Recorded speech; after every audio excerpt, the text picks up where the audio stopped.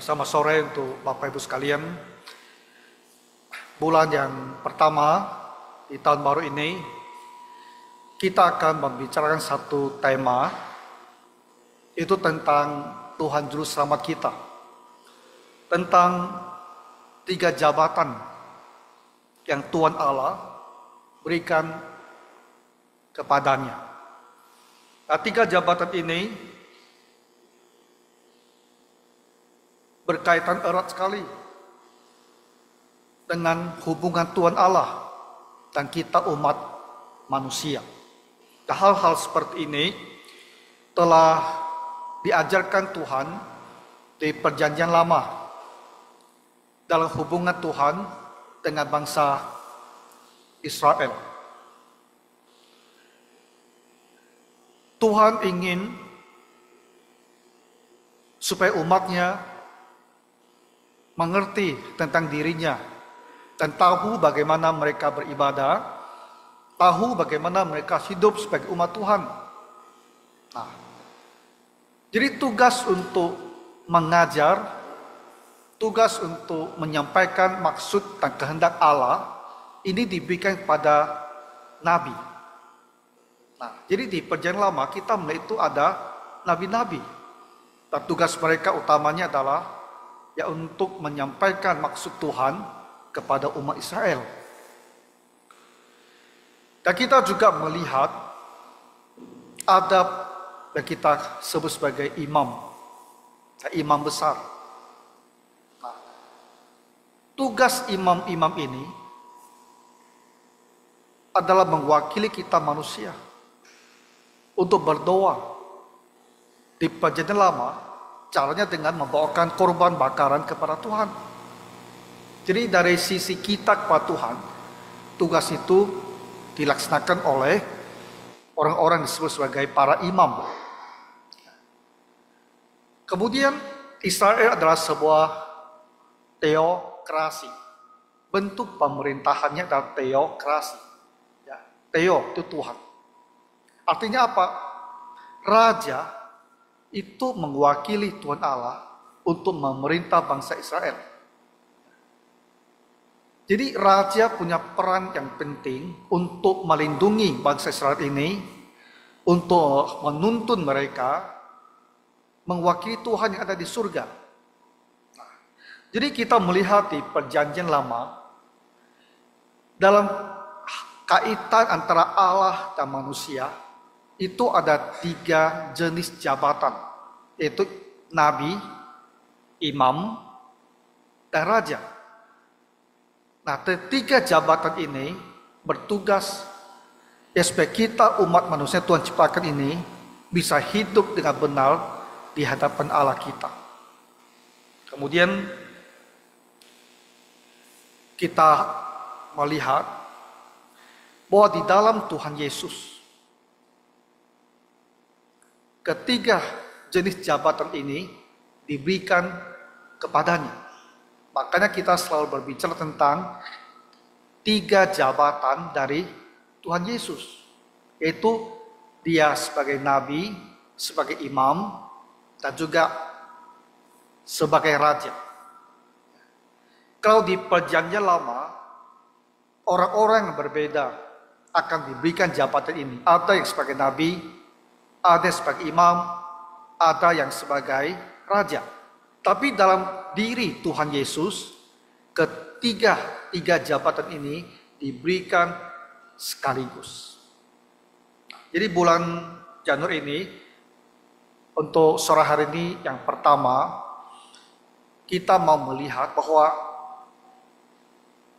ketiga jabatan ini untuk Tuhan Yesus itu sesungguhnya telah dinubuatkan di Perjanjian Lama. Jadi jauh sebelum Tuhan Yesus menjelma jadi manusia, bahwa dia akan diberikan ketiga jabatan ini, itu telah ada nubuatannya. Dan saya mau membawa kita bersama-sama untuk melihat nubuat-nubuat tentang ketiga jabatan ini. Lalu nantinya untuk minggu kedua, ketiga, dan keempat, masing-masing setiap minggu kita akan melihat Tuhan Yesus sebagai nabi. Itu apa artinya? Lalu kalau dia ada sebagai nabi, apa hubungannya dengan kita orang Kristen pada masa sekarang? Ya. Yesus sebagai imam besar. Itu maksudnya apa? Dan bagaimana kaitannya dengan kita orang Kristen? Apa yang Tuhan lakukan untuk kita pada masa sekarang sebagai seorang imam besar yang sudah naik ke surga? Dan yang ketiga, yang terakhir, Yesus sebagai raja. Itu maksudnya apa? Wah, Yesus ada raja kita. Kita semua berkata kan, wah Yesus ada raja kita. Tapi itu maksudnya apa? Maknanya apa? Dan apa yang Tuhan lakukan bagi orang Kristen di dalam jabatan dia itu sebagai seorang raja. Nah, jadi tema di Januari ini kita adakan, apa harapan kita? Supaya jemaat bisa lebih mengerti apa saja tugas dan pekerjaan Tuhan Yesus. Sehingga kita bisa lebih menghargai, ya, lebih ada rasa takut kepada Tuhan Yesus, ya, dan kita bisa lebih bersungguh-sungguh ya, dalam beribadah dan mengikuti Tuhan Yesus. Nah, nah kita untuk sore ini berkaitan dengan nubuatan. Jadi yang mau kita lakukan adalah membaca, melihat ya di Perjanjian Lama di bagian mana nubuat tentang dia sebagai nabi, imam dan raja, atau di Perjanjian Baru di mana dikatakan bahwa nubuatan-nubuatan itu telah dipenuhi. Itu saja yang mau kita lihat ya untuk sore hari ini. Jadi kita akan melihat ya beberapa ayat dari firman Tuhan. Yang pertama, dia sebagai nabi, ya, mulai dengan nabi. Di mana di Perjanjian Lama ada nubuat bahwa Tuhan Yesus akan diberikan jabatan seorang nabi. Nah, itu bisa kita lihat sampai jauh ke belakang kepada masa Nabi Musa. Jadi orang Israel ketika mereka keluar dari Mesir, mereka itu adalah satu bangsa. Dan di padang belantara 40 tahun ini, Tuhan mengajarkan mereka banyak hal. Dan salah satu hal yang disampaikan kepada bangsa Israel ini oleh Nabi Musa adalah bahwa nantinya Tuhan akan membangkitkan seorang nabi. Nah, ini bukan nabi yang biasa. Yang dimaksudkan bukan nabi seperti Nabi Yesaya, Nabi Yeremia, Nabi Daniel, Nabi Hosea akan datang. Bukan yang dimaksudkan seperti itu. Tapi ini ada satu nabi yang sangat istimewa. Ya. Jadi ada di kitab Ulangan pasal 18 ayat 18. Musa berkata kepada orang Israel, ya, seorang nabi akan kubangkitkan bagi mereka dari antara saudara mereka, seperti engkau ini. Aku akan menaruh firmanku dalam mulutnya, dan ia akan mengatakan kepada mereka segala yang kuperintahkan kepadanya. Nah, ini adalah sebuah nubuat yang sangat eksklusif sifatnya. Hanya ditujukan untuk satu pribadi. Dan itu dipenuhi 2000 tahun kemudian. Bukan, 1500 tahun kemudian. Jadi sangat gampang kita ingat ya Bapak Ibu, sejarah lama. Kalau Nabi Abraham, masa hidupnya itu di kisaran 2000 sebelum Masehi. Tapi kalau masa Nabi Musa, itu di sekitar 1500 sebelum Masehi. Itu gambaran kasarnya. Jadi kalau kita mengingat Perjanjian Lama, sejarahnya kita bisa tahu. Nah, ini eranya kapan, garis besarnya. Supaya kita ya punya satu timeline yang lebih jelas dan tahu kita lagi berbicara tentang masa apa di Perjanjian Lama. 1500 tahun kemudian, setelah nubuatan ini, barulah Tuhan Yesus lahir. Dan dia adalah nabi yang dimaksudkan oleh Musa ini. Nah, tentang Yesus sebagai Nabi itu juga ada disampaikan oleh Yesaya. Yesaya 61 ayat 1 dan 2 berkata demikian. Roh Tuhan Allah ada padaku. Oleh karena Tuhan telah mengurapi aku, Ia telah mengutus aku untuk menyampaikan kabar baik. Nah, ketika Tuhan Yesus mulai pelayanan, dia membaca ayat ini, yaitu ayat di Yesaya pasal 61 ini, dan Tuhan Yesus mengatakan, hari ini firman ini telah digenapkan. Artinya apa yang dinubuatkan itu telah terjadi. Yesus adalah nabi yang dinubuatkan di dalam perjanjian lama, baik oleh Musa maupun oleh Nabi Yesaya. Nah, jadi hal pertama kita lihat jabatan Tuhan Yesus sebagai nabi itu tidak datang dengan tiba-tiba, ya. Bukan Tuhan Yesus ambil sendiri untuk dirinya, tapi ini adalah dalam rencana Tuhan Allah. Dan jauh hari itu telah disampaikan terlebih dahulu, dinubuatkan. Dan pada waktunya ketika Tuhan Yesus datang, hal ini digenapi. Tuhan Yesus datang sebagai seorang nabi. Ya, dia datang untuk menyampaikan firman Tuhan kepada kita. Mengajarkan kita hal yang terpenting. Jalan untuk menuju kepada kehidupan yang kekal. Ya. Lalu yang kedua, Tuhan Yesus sebagai seorang imam besar. Imam besar dengan tugas untuk mempersembahkan korban yang sempurna untuk menebus dosa manusia. Nah, semua imam di perjanjian lama itu punya tugas, yaitu di bait suci, untuk menyelenggarakan korban bakaran untuk pengampunan dosa. Tuhan Yesus adalah imam besar yang akan menggunakan dirinya sendiri sebagai korban untuk pengampunan dosa, bukan hanya untuk orang Israel, tapi seluruh umat manusia. Dan itu tugas dia sebagai imam besar.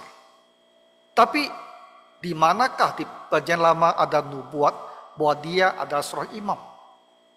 Nah, ini membawa kita kepada kitab Mazmur 110 ayat yang keempat tadi. Mazmur 110 ayat keempat. Tuhan telah bersumpah dan ia tidak akan menyesal. Hanya dia tidak akan berubah. Engkaulah imam untuk selama-lamanya menurut Melkisedek. Inilah nubuatan bahwa Tuhan Yesus akan diberikan jabatan imam besar ini. Tapi jabat imam besar ini bukan dari alirannya Harun. Semua imam besar di perjanjian lama itu ada dari aliran Harun.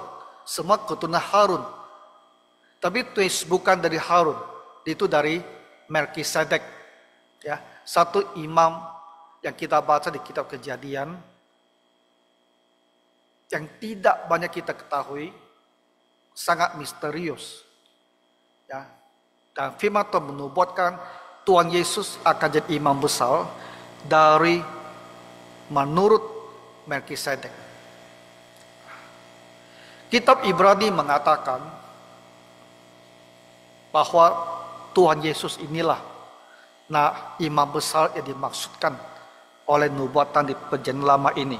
Di mana kita ketahui Ibrani pasal keempat ayat 14 sampai 15. Karena kita sekarang mempunyai imam besar agung yang telah melintasi semua langit, itu naik ke surga, yaitu Yesus anak Allah. Baiklah kita teguh berpegang pada pengakuan iman kita. Sebab imam besar yang kita punya bukanlah imam besar tidak dapat turut merasakan kelemahan-kelemahan kita. Sebaliknya sama dengan kita, ia telah dicobai, hanya dia tidak berbuat dosa. Jadi jabatan Tuhan Yesus yang kedua sebagai imam besar menurut Melkisedek ini telah dipenuhi. Ya, menurut kitab Ibrani di perjanjian baru. Dan yang ketiga, Jabatan Tuhan Yesus sebagai Raja. Raja yang akan memerintah dengan keadilan dan damai untuk selama-lamanya. Tadi kita membaca kitab Yesaya pasal 9. Yang di sana dikatakan seorang anak telah lahir untuk kita. Seorang anak telah lahir untuk kita. Dan namanya adalah apa? Penasihat ajaib, Allah yang perkasa, Bapa yang kekal, Raja damai. Yesaya pasal 9 kelima ini ya, sesungguhnya berisikan ajaran teologis yang sangat penting sekali. Ya, tahu tak di mana pentingnya? Yesaya hidup di abad ke-8 tahun 700 Masehi. Tapi dia bilang seorang anak telah lahir. Bapak Ibu, dalam bahasa, kalau kita bilang seorang anak telah lahir, itu artinya apa? Anak itu sudah lahir, sudah ada kan? Betul kan? Telah lahir. Tapi Yesaya jelas sekali, pada masa dia itu, anak itu tak ada. Tapi kenapa dia bilang anak itu telah lahir? Itu dalam bahasa Ibrani, pakai satu tenses namanya perfect tense. Sesuatu yang belum terjadi, tapi disebutkan setelah terjadi. Kenapa? Karena hal itu pasti akan terjadi. Belum terjadi, tapi dibicarakan dengan bahasa setelah terjadi. Kenapa? Karena hal itu pasti terjadi. Tidak bisa tidak, dia akan terjadi pada waktunya.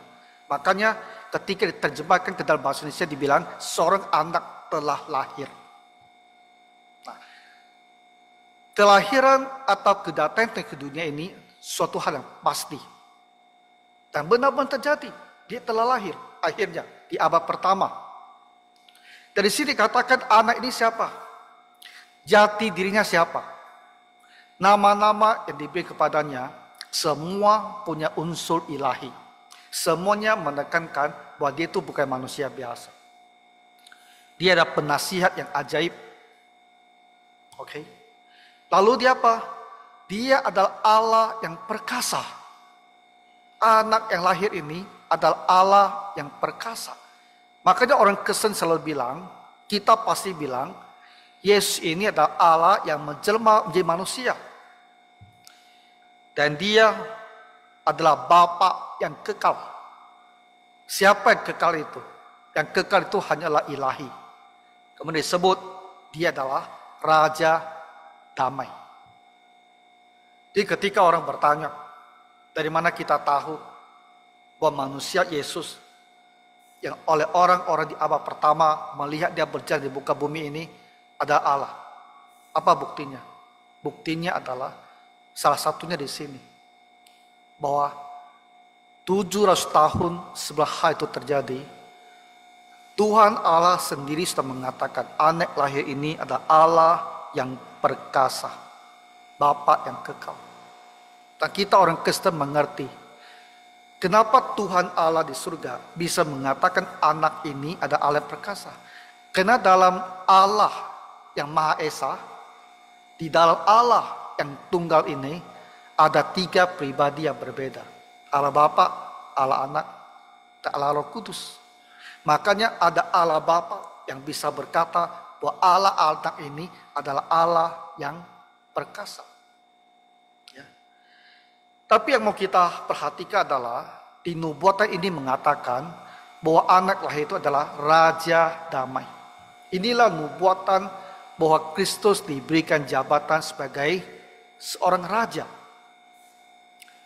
Ketika Tuhan Yesus masuk ke kota Yerusalem, ya pada minggu dia akan disalibkan, dia disambut sebagai seorang raja. Tapi kita punya ayat terutama di kitab Wahyu yang dengan terus terang mengatakan dia adalah sang raja yang dinubuatkan itu. Wahyu pasal 19 ayat yang ke-16.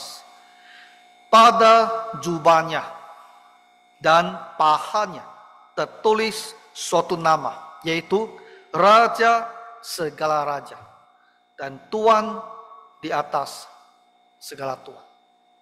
Nah, jadi Bapak Ibu, perjanjian lama telah menubuatkan bahwa juru selamat yang akan datang ke dunia ini akan diberikan 3 jabatan. Sebagai seorang nabi untuk menyampaikan maksud kehendak Tuhan kepada umat manusia, sebagai seorang imam besar untuk mewakili manusia, mengorbankan dirinya, menanggung hukuman kita untuk berdoa bagi kita, dan untuk sebagai seorang raja, karena dialah yang akan menuntun dan membela umatnya di dunia kita ini. Jadi kita bersyukur bahwa di dalam diri juru selamat kita ini ada 3 jabatan yang semuanya berperan untuk menghubungkan kita dengan Tuhan Allah pencipta yang ada di surga. Menyadari bahwa Tuhan mempunyai 3 jabatan ini harus membuat kita merasa bersyukur bahwa kita telah mengenal Tuhan Yesus dan percaya kepadanya. Kemudian juga membuat kita ingin dengan hati-hati, dengan rasa takut, mengikuti Tuhan Yesus. Hidup dengan benar sebagai seorang Kristen. Nanti 3 minggu akan datang, akan dijelaskan dengan lebih detail lagi. Sebagai nabi, apa saja pekerjaannya. Dan apa hubungan kita semua, itu akan lebih detail. Masing-masing jabatan ini akan diberikan rincian yang lebih dalam supaya kita bisa lebih memahami apa peran Tuhan Yesus bagi kita dalam 3 jabatan yang diberikan kepadanya ini. Kiranya Tuhan menolong kita. Mari kita berdoa. Tuhan Bapa Surgawi, terpujilah Tuhan dan Juru Selamat kami, Nabi, Imam besar, dan Raja yang agung. Ajarilah hati kami Tuhan untuk mengasihinya dan dengan hormat dan takut akan mengikutinya. Bantulah kami Bapa Surgawi. Dalam nama Tuhan Yesus kami mohon. Amin.